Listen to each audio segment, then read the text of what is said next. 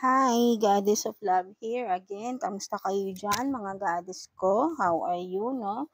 So, another short reading tayo today for the Earth signs, Taurus, Virgo, and Capricorn. So, kamusta kayo dyan, mga Earth signs natin dyan ngayon, no? So, let's see anong message sa inyo ng person nyo, person on your mind, and message ng inner self nyo, and message from the universe, no? Let's see. Tignan natin anong message ni person nyo, no? Yung nasa isip nyo, sino bang iniisip nyo, mga earth signs natin dyan. Kuha tayo ng 3 cards para sa message ng inyong person, no? So, yeah, tignan natin. Ano kayang message sa inyo, no? Earth signs. Sino ba yung mga iniisip nyo? So, tignan natin. Take what's resonate. So, unang-una, no, meron agad. Will you marry me, no? For some of you, no, baka may magpo-propose pala sa inyo rito, mga earth signs, no? Maybe, no, or maybe natapos na to, may nag-propose sa inyo, no? So, yeah, take what's resonate, no? Kung sino lang makaka-relate. So, merong wedding bells soon, no? May magpo-propose sa inyo, mga earth signs, Taurus, Virgo, and Capricorn. So, what else? No? Oh, and then for some of you naman, no, sorry po, no, for some of you, meron kayong person na playing games, my nature, no? So for some of you, meron kayong player na person, no? So I don't think, siguro wala na kayo nitong person na to, no? Kung sino man ito, no? So take what's resonate, no? Kayo lang nakakaalam nito, no? So, yan nga, meron kayong person na ganito. So, nalaman nyo na siguro ito, no?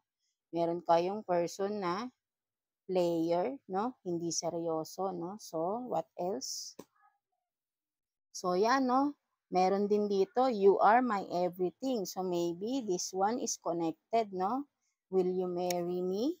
Because you are my everything, no? So, maganda, no? For some of you, no? Earth signs, no? Earth signs, no? So, claim it, no? Maybe soon, ang iyong partner ay ang iyong person ay nag-iisip na pala, nagpaplano na pala na mag-propose, no? For some of you, no? So, yeah, happy for you, no? Earth signs, no? So, good luck for you, Earth signs, no? Masaya naman pala, no? So, yeah, tignan naman natin anong message sa inyo ng inyong inner self, no? Kuha tayo dito ng 2 cards for you, Earth signs, Taurus, Virgo, and Capricorn, no? Message ng inyong inner self. Tignan natin. Anong message ng inyong inner self? Earth signs, no? Minsan kasi hindi natin pinapansin yung talagang gusto ng ating sarili, no?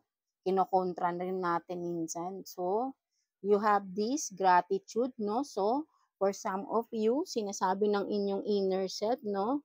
Be thankful sa mga nare-receive at sa mga hindi pa nare-receive anuman itong blessings, no? Blessings man ito, whatever it is, no?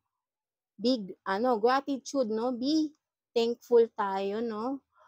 Kumaga accept lang natin whatever it is, 'di ba? Kumbaga, maging masaya tayo. Parang ayun yung sinasabi sa iyo ng inyong inner self. Maging masaya lang tayo sa mga darating, sa mga hindi pa dumarating, 'di ba? Kung may mga wishes tayo, may mga gusto tayong marating o mangyari sa buhay natin, ba't din hindi pa rin dumarating? Basta maging masaya pa rin tayo, 'di ba? Kasi in the right time, darating at darating yan kung para sa atin yan, no? So, ayun ang sinasabi sa inyo ng inyong inner self dito, no?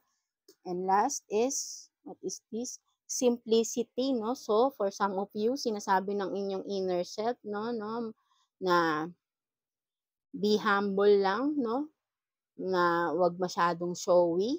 Kung for some of you, baka, di ba, mga material things, o baka, kasi siguro ang iba ay nayayabangan na sa inyo for some of you, no? So, sinasabi lang dito ng inyong inner self is be humble, be a simple person lang, no? Kung ano man yung meron sa inyo is wag niyo na lang din kasi hindi tayo pare-parehas ng status, 'di ba? Maybe ang iba sa atin naiinggit kaya hindi natin maiiwasan yung may maiinggit sa atin, no? So, maging simple na lang tayo kung ano man yung na-a-achieve natin sa buhay, hayaan na lang natin na sila yung maka-discover, wag na lang natin kumbaga yung ang tawag dun, yung parang i-show off ba, yung ipagyabang, something like that 'no. So, maging simple lang tayo na tao para kasi ang alam niyo kapag, halimbawa yung mga bashers natin natin 'no, natin 'no. So, yeah, for some of you na yun nga may mga haters, 'di ba? Kasi yan, feeling nila natatapakan yung ego nila, eh, gano'n ang mga haters, 'di ba? So, yun nga, kumbaga maging simple na lang tayo kasi makakaapekto rin sa atin yun, eh. Kapagka meron tayong mga haters, nagse-send ng mga evil eye yan, eh, 'no? So, maaapektuhan tayo, nagkakaroon tayo ng negativity sa ating sarili, 'no? Mga negative energies binabato sa atin. So, yeah, sinasabi ng inyong inner self is maging simple lang, 'no? So, yeah, that's it mga earth sign, 'no? So, tignan naman natin anong message from universe, 'no, para sa inyo, earth signs, Taurus, Virgo, and Capricorn. Tignan natin message sa inyo ng ating universe, ng ating God. Kuha tayo ng 2 cards, no? Para sa message nyo, mga earth signs, Taurus, Virgo, and Capricorn. Tignan natin anong meron. So, you have these perfect moments. So, for some of you, no, ang message sa inyo ni universe, this is the perfect moment daw. Kung ano man itong ginagawa mo is tama lang yan. Ito na yung tamang panahon para umpisahan mo yan, earth sign, no, sinasabi sa ni universe. Kung may mga gusto kang gawin, and this is the perfect moment, no. Ito na yung tamang panahon, umpisahan mo na daw yan. Kung ano man yung nasa isip mo, earth sign, no? So, ayun ang sinasabi sa iyo ni universe, ni God, no? And lastly is updates to your system, no? So, yun nga, no? Kung meron kang gustong simulan, no? Mga ating, earth signs ko dyan, no?